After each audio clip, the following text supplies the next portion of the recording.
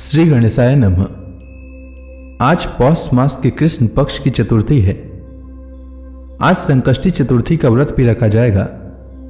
आज के दिन गणेश भगवान की कथा अवश्य सुननी चाहिए, इससे हर मनोकामना पूर्ण होती है। तो आइए सुनते हैं गणेश जी की कहानी। संकष्टी गणेश चतुर्थी व्रत की पहली कथा। एक बार देवता कई विपदाओं में घिरे थे, तब वह मदद मांगने भगवान शिव के पास आए। उस समय शिव के साथ कार्तिकेय तथा गणेश जी भी बैठे थे। देवताओं की बात सुनकर शिव जी ने कार्तिकेय व गणेश जी से पूछा कि तुम दोनों में से कौन देवताओं के कष्टों का निवारण कर सकता है।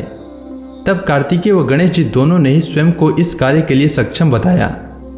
इस पर भगवान शिव ने दोनों की परीक्षा लेते हुए कहा कि तुम दोनों में से जो सबसे पहले पृथ्वी की परिक्रमा करके आएगा वही देवताओं की मदद करने जाएगा।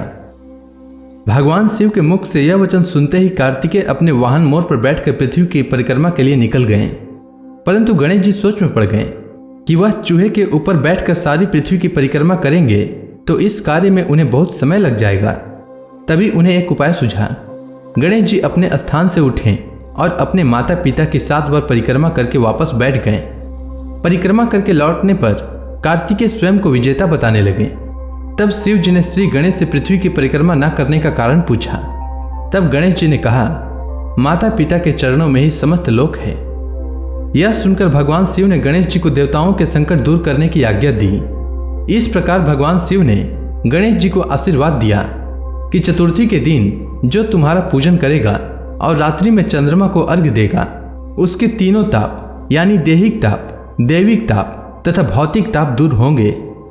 इस व्रत को करने से व्रतधारी के सभी तरह के दुख दूर होंगे और उसे जीवन के भौतिक सुखों की प्राप्ति होगी। चारों तरफ से मनुष्य की सुख समृद्धि बढ़ेगी, पुत्र पौत्र आदि धन ऐश्वर्य की कमी नहीं रहेगी। अब आइए सुनते हैं संकष्टी गणेश चतुर्थी व्रत की दूसरी कथा। एक समय की बात है, राजा हरिश्चंद्र के राज्य में एक कुम्हार था। वह मिट्टी के बर्तन बनाता, लेकिन वे कच्चे रह जाते थे। एक पुजारी की सलाह पर उसने इस समस्या को दूर करने के लिए एक छोटे बालक को मिट्टी के बर्तनों के साथ आवा में डाल दिया। उस दिन संकष्टी चतुर्थी का दिन था। उस बच्चे की मां अपने बेटे के लिए परेशान थी।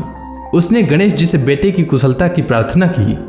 दूसरे दिन जब कुम्हार ने सुबह उठकर देखा तो आवा में उसके बर्तन तो पक गए थे, लेकिन बच्चे का बाल भी बांका नहीं हुआ था। वह डर गया और राजा के दरबार में जाकर सारी घटना बताई। इसके बाद राजा ने उस बच्चे और उसकी मां को बुलाया तो मां ने सभी तरह के विघ्न को दूर करने वाली संकष्टी चतुर्थी का वर्णन किया। इस घटना के बाद से महिलाएं संतान और परिवार के सौभाग्य के लिए संकष्टी गणेश चतुर्थी का व्रत करने लगी। अब आइए सुनते हैं संकष्टी गणेश चतुर्थी की तीसरी कथा। एक समय की बात है, भगवान विष्णु का विवाह लक्ष्मी जी के साथ निश्चित हो गया। विवाह की तैयारी होने लगी। सभी देवताओं को निमंत्रण भेजे गए, परंतु गणेश जी को निमंत्रण नहीं दिया। कारण जो भी रहा हो, अब भगवान विष्णु की बारात जाने का समय आ गया। सभी देवता अपने पत्नियों के साथ विवाह समारोह में आए। उन सब ने देखा कि गणेश जी कहीं दिखाई नहीं दे रहे हैं। तब वे आपस में चर्चा करने लगे कि क्या गणेश जी को न्योता नहीं है या स्वयं गणेश जी ही नहीं आए। सभी को इस बात पर आश्चर्य होने लगा। तभी सबने विचार किया कि भगवान विष्णु से ही इसका कारण पूछा जाए। विष्णु भगवान से पूछने पर उन्होंने कहा कि हमने गणेश जी के पिता भोलेनाथ महादेव को न्योता भेजा है। यदि गणेश जी अपने पिता के साथ आना चाहते हों तो आ सकते हैं। अलग से न्योता देने की कोई आवश्यकता भी नहीं थी। दूसरी बात यह है कि उनको 100 मन मूंग, 100 मन चावल, 100 मन घी और 100 मन लड्डू का भोजन दिन भर में चाहिए। यदि गणेश जी नहीं आएंगे तो कोई बात नहीं, दूसरे के घर जाकर इतना सारा खाना पीना अच्छा भी नहीं लगता। इतनी वार्ता कर ही रहे थे कि किसी एक ने सुझाव दिया कि यदि गणेश जी आ भी जाएं तो उनको द्वारपाल बनाकर बैठा देंगे कि आप घर की याद रखना। आप तो चूहे पर बैठकर धीरे धीरे चलोगे तो बारात से बहुत पीछे रह जाओगे। यह सुझाव भी सबको पसंद आया, तो भगवान विष्णु ने भी इस पर अपनी सहमति दे दी।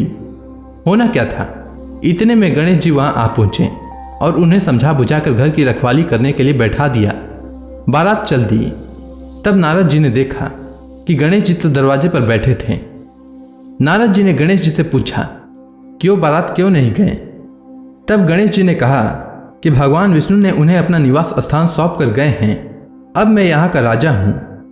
तब नारद जी हंसते हुए कहने लगे कि यह भी तो हो सकता है कि उन्होंने आपको द्वारपाल के रूप में यहाँ बैठाया हो। तब गणेश जी कहने लगे कि हाँ, विष्णु भगवान ने मेरा बहुत अपमान किया है। नारद जी ने कहा कि आप उदास न हों, आप अपनी मूषक सेना को आगे भेज दें तो वह रास्ता खोद देगी, जिससे उनके वाहन धरती में धंस जाएंगे। तब आपको सम्मानपूर्वक बुलाना पड़ेगा। अब तो गणेश जी अपनी मूषक सेना को जल्दी से आगे भेज दिए और सेना ने जमीन पोली कर दी। जब बारात वहां से निकली तो रथों की पहिए धरती में धंस गए। लाख कोशिश करें परंतु पहिए नहीं निकले। सभी ने अपने अपने उपाय किए परंतु पहिए तो नहीं निकले, बल्कि जगह जगह से टूट गए। किसी को समझ में नहीं आ रहा था कि अब क्या किया जाए। तब नारद जी ने कहा, आप लोगों ने गणेश जी का अपमान करके अच्छा नहीं किया। यदि उन्हें मनाकर लाएं तो आपका कार्य सिद्ध हो सकता है और यह संकट टल सकता है। शंकर भगवान ने अपने दूत नंदी को भेजा और वे गणेश जी को लेकर आए। गणेश जी का आदर सम्मान के साथ पूजन किया। तब कहीं रथ के पहिए निकले। अब रथ के पहिए तो निकल गए परंतु वे टूटे फूटे हुए थे, तो उन्हें सुधारे कौन। पास के खेत में खाती काम कर रहा था, उसे बुलाया गया। खाती अपना कार्य करने से पहले श्री गणेशाय नमः कहकर गणेश जी की वंदना मन ही मन करने लगा। देखते ही देखते खाती ने सभी पहियों को ठीक कर दिया। तब खाती कहने लगा कि हे देवताओं, आपने सर्वप्रथम गणेश जी को नहीं मनाया होगा और न ही इनकी पूजन की होगी, इसीलिए तो आपके साथ यह संकट आया है। हम तो मूर्ख अज्ञानी हैं, फिर भी पहले गणेश जी को पूजते हैं, उनका ध्यान करते हैं। आप लोग तो देवता गण हैं, फिर भी आप गणेश जी को कैसे भूल गए। अब आप लोग भगवान श्री गणेश की जय बोल कर जाएं, तो आपके सब कार्य बन जाएंगे और कोई संकट भी नहीं आएगा।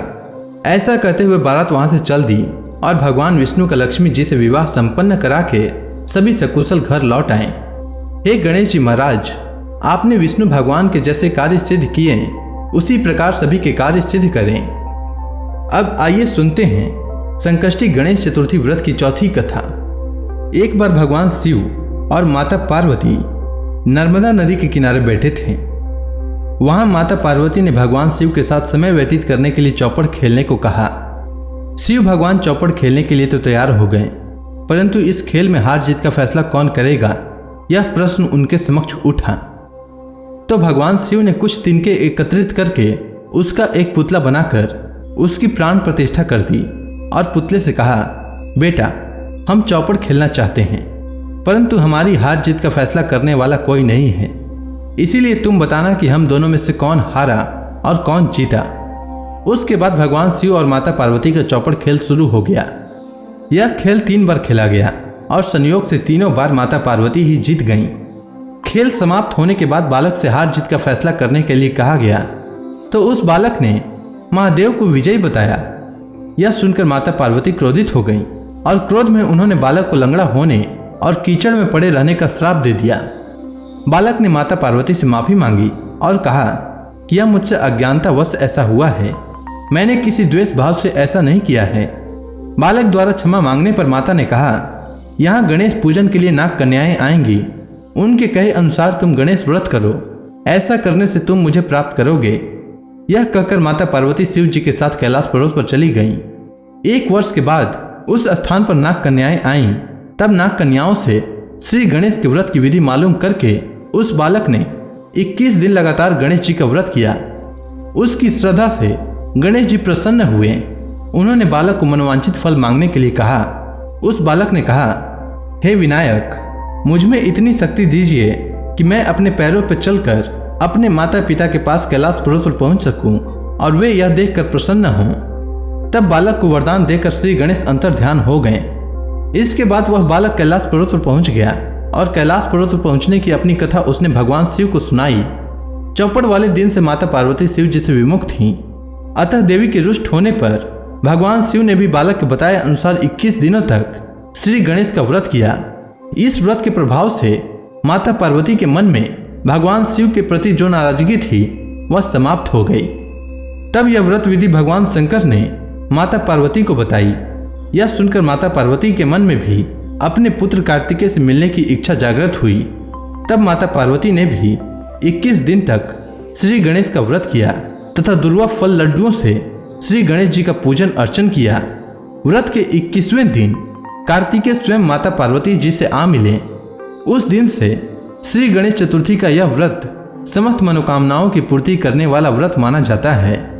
इस व्रत को करने से मनुष्य के सारे कष्ट दूर होकर मनुष्य को समस्त सुख सुविधाएं प्राप्त होती है। तो प्रेम से बोलिए भगवान श्री गणेश की जय।